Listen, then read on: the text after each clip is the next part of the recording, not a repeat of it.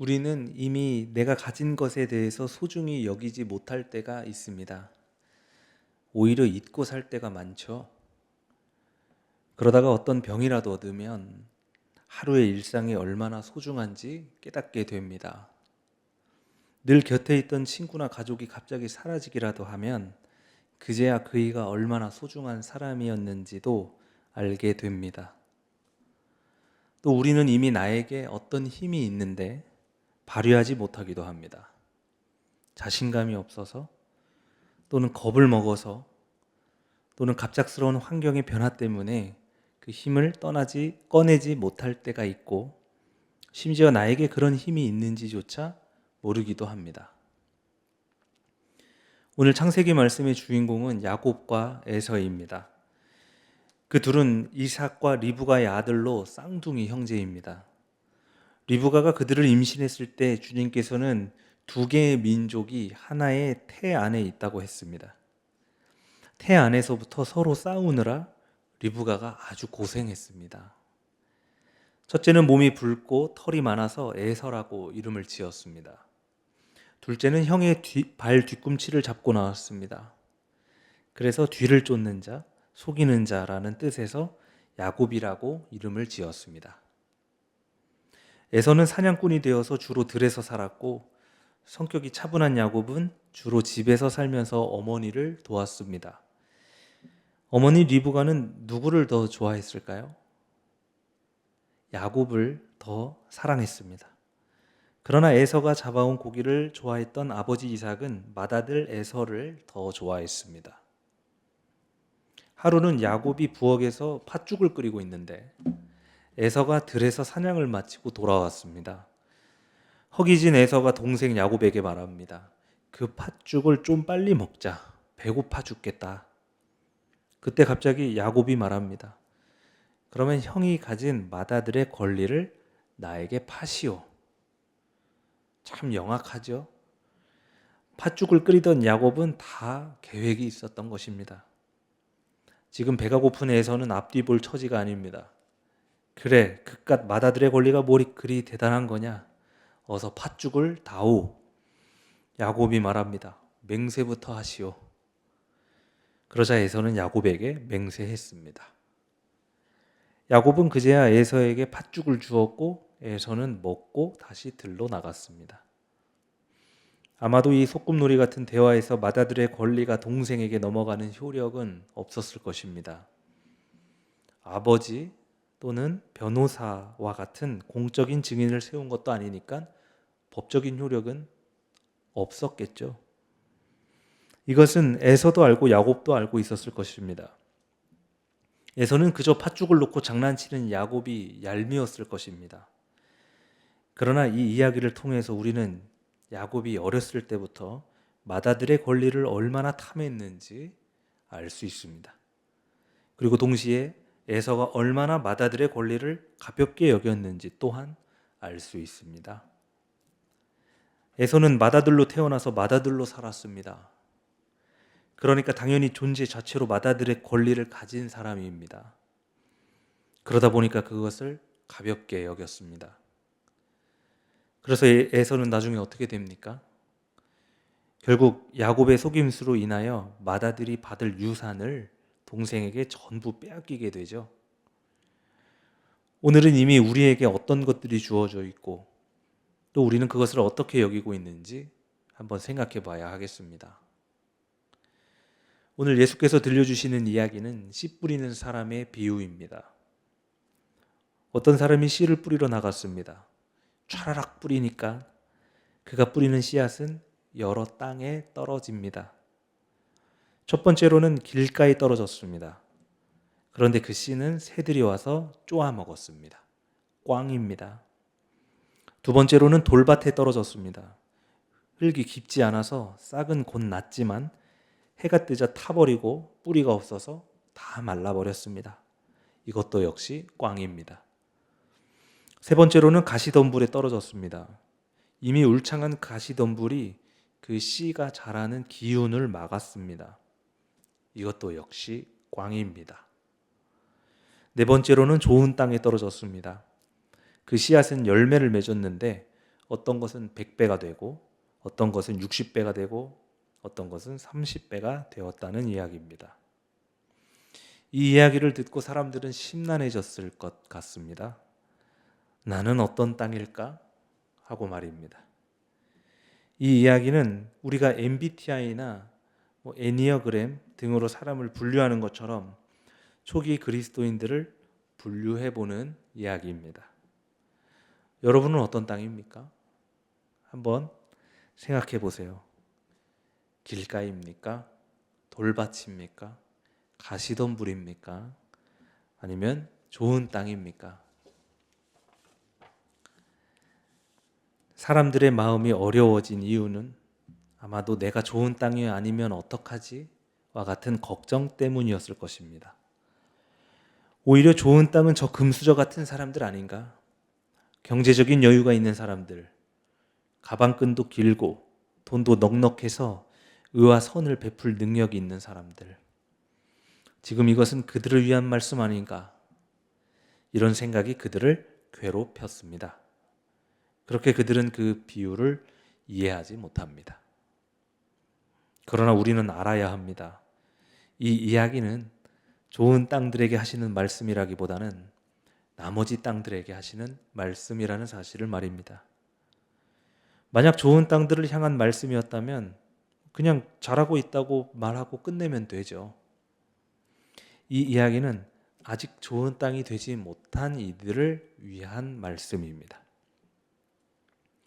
예수는 이 비유에 대해서 다시 설명해 주십니다. 첫 번째로 길가는 말씀을 듣고도 깨닫지 못하는 사람입니다. 그런 사람은 씨가 자신에게 뿌려졌는지도 모릅니다.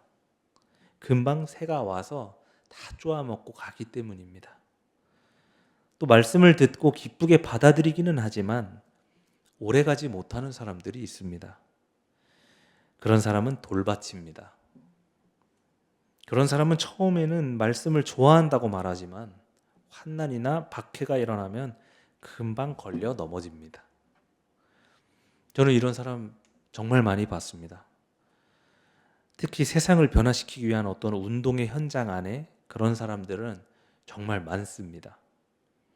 어떤 불의 앞에서 온갖 의분을 쏟아내며 분개하지만 그리고 누구보다 동지들을 격하게 반가워하고 또 금방 사랑한다고 말하지만 어느새 그는 어디론가 사라지고 없습니다.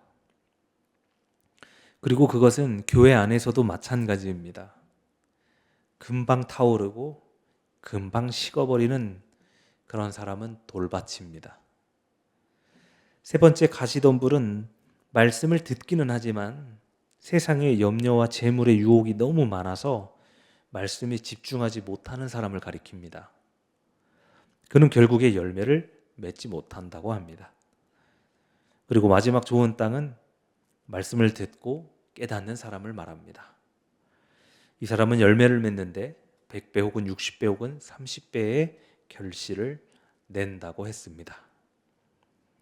자, 이제 여러분은 어떤 땅입니까?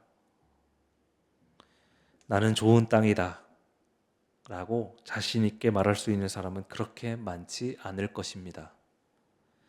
왜냐하면 우리 삶에는 언제나 환난이 있고 박해가 있고 가난이 있고 악한 사람들이 있고 여러 유혹이 있기 때문입니다. 일단 이 이야기를 통해 우리가 알 수 있는 것은 모든 땅에 똑같은 씨앗이 뿌려졌다는 것입니다. 그 땅이 길가든 돌밭이든 가시덤불이든 좋은 땅이든 똑같은 씨앗이 다 뿌려졌습니다. 그러니까 우리에게 주님의 은혜가 없었다고 말할 수 없습니다.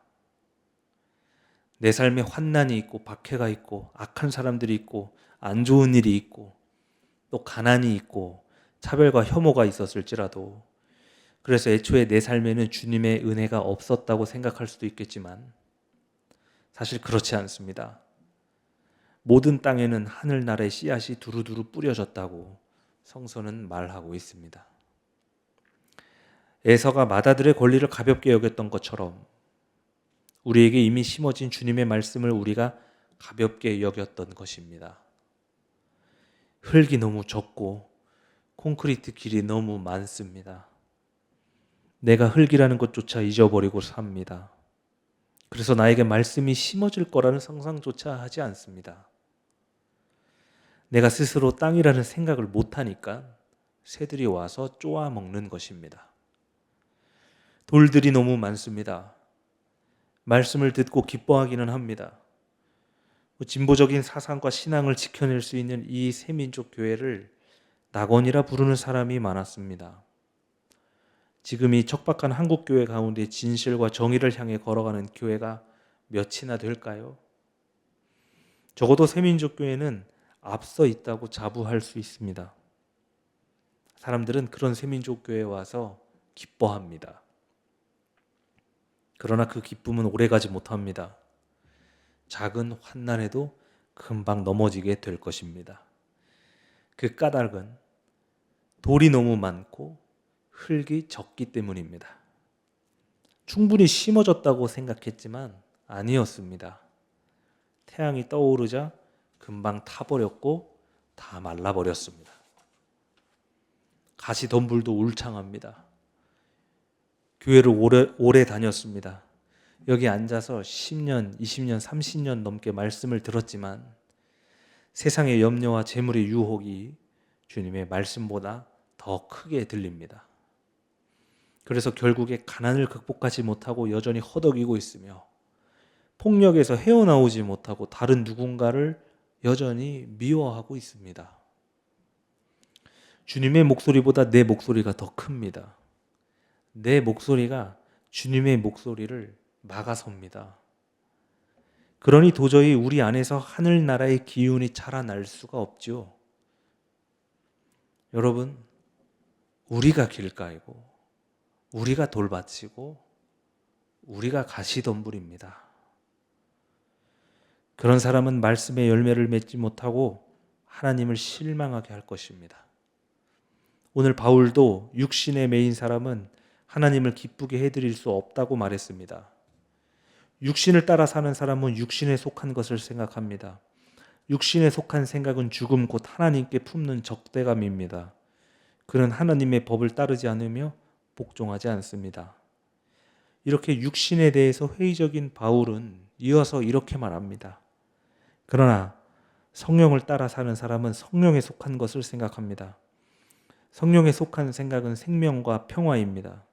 육신에 매인 사람은 하나님을 기쁘게 해드릴 수 없습니다. 그러나 하나님의 영이 여러분 안에 살아계시면 여러분은 육신 안에 있지 않고 성령 안에 있습니다. 나는 어떤 땅인가? 나는 길가인가? 돌밭인가? 가시덤불인가? 좋은 땅인가? 이 질문은 처음부터 틀렸습니다. 우리는 어느 때나 어느 상황에서나 내가 흙이라는 사실을 기억해야 합니다. 우리는 누가 뭐래도 하나님 말씀의 씨앗을 품은 흙입니다. 비록 지금 우리는 비참한 육신으로 살아가고 있지만 우리는 본래 성령을 품은 생명입니다. 콘크리트 길 밑에도 흙이 있고 돌밭 밑에도 흙이 있고 가시덤불 밑에도 흙이 있습니다. 그리고 주님의 씨앗은 콘크리트 틈새를 뚫고 자라나는 민들레와 같이 강합니다. 여러분 안에 이미 심어진 그 씨앗이 결코 약하지 않다는 말입니다. 그러니 돌을 걷어내십시오. 가시덤불을 치워버리십시오. 물론 씨앗을 노리는 새들이 여러분 곁에 있을 수도 있습니다. 돌과 가시덤불이 그 기운을 가로막을 수도 있습니다. 그럴 때일수록 말씀의 씨앗을 더욱 사모하시기 바랍니다. 오늘 야곱처럼 그것만을 탐하십시오. 야곱은 비록 둘째였지만 숙명에 순응하지 않았습니다. 어쩌면 에서가 좋은 땅이죠. 이미 맏아들의 권리를 가졌으니까요.